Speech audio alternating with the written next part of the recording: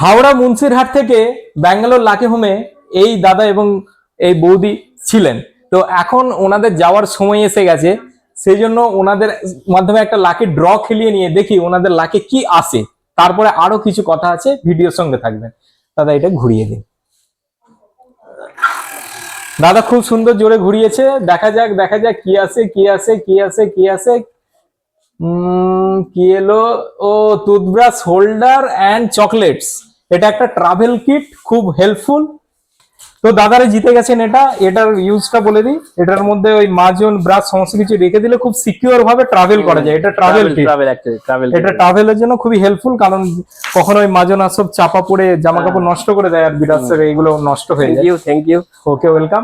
আর দাদার সঙ্গে আমরা জেনে নিতে চাইবো লাকি হোমে থাকার এক্সপিরিয়েন্সটা কেমন লাগলো। খুবই ভালো, কারণ সবথেকে বড় কথা যে আমিও তো সেলস এর লাইনে আছি, আমি চারিদিকে ট্রাভেল করি। তো হোটেলে বেসিক্যালি যে প্রবলেমটা দিচ্ছে আরশোলা, সেটা তোমাদের এখানে নেই। এটা আমার খুব ভালো লেগেছে। আর কথা মানে বেসিক্যালি আমি মেদিনীপুর অনেক জায়গায় যাই, বেশিরভাগ হোটেলে। আর ব্যাঙ্গালোর তো ছাড়পোকা বিখ্যাত, ছাড়পোকা আশা করছি নাই।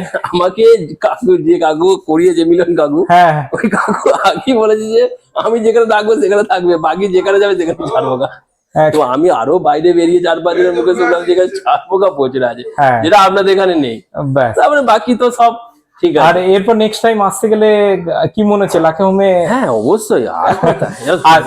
আর কেউ যদি জিজ্ঞাসা করে, লাকি হোম প্রথম কথা হচ্ছে যে ওই যে দুটো রিজন বললাম, না মশা না ছাড়পোকা আর না আরশোলা, এই তো তিনটে না থাকলে আমার খুব ভালো।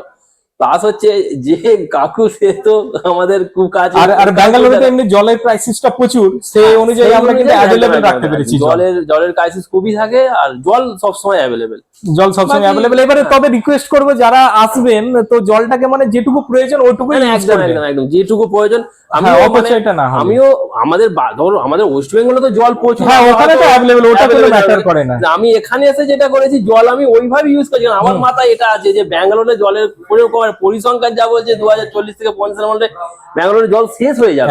একদম, যেটা আমরা দেখেছি একদম, বা সায়েন্স মানে বিজ্ঞানীরা যেটা বলছে। তো সেই অনুযায়ী আমি তো প্রথম দিন থেকে গেছি, একটাই জিনিস করেছি, জল যতটা কম খরচা করা যায়, জল যতটা কম যায়, কোনো এক্সট্রা জল একটু নষ্ট করি।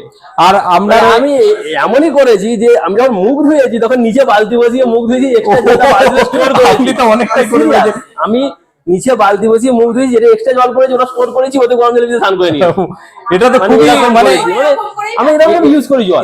এটা মানে জলকে আমাদেরকে সঞ্চয় করতে হবে, কারণ ব্যবহার উপযোগী জল কিন্তু আমাদের খুবই কম আছে, একদম কম আছে, আজকের দিনে প্রচুর কম আছে। আর আমরা বাড়িতেও জল এইভাবে ইউজ করি। জল যেটা মানে মুখ অনেক, আমরা মেয়েও যখন মুখ হয় নিচে যখন জল পড়ে, ওকেও শিখিয়ে দিয়েছি, ও নিচে বালতি রাখে। বালতিকে মুখের জলটা বাইরে ফেলে, কিন্তু এক্সট্রা যে জলটা পড়ছে সেটা কিন্তু বালতি দিয়ে। মানে এই দাদা যেটা বোঝাতে চাইলেন যে এটা শুধুমাত্র ব্যাঙ্গালোরে কাজে লাগলেই হবে না, এটা কিন্তু আমাদের দৈনন্দিন জীবনে এই অভ্যাসটা গড়ে তুললে আমরা জলটাকে ব্যবহার করার জল পুকুরে খাল বিলে প্রচুর পাওয়া যাবে, কিন্তু খাবার জল পাওয়া যাবে না।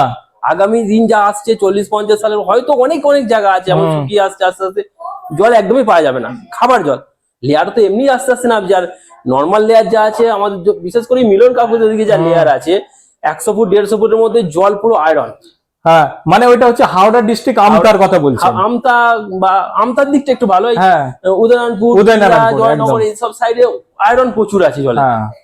তো ওদেরকে মিনিমাম 600 ফুট না নামালে খাবার জল পাওয়া যায় না, মানে জল খেতে গেলে 600 ফুট ডিপ করতে হয়, একদম এরকম ব্যাপার।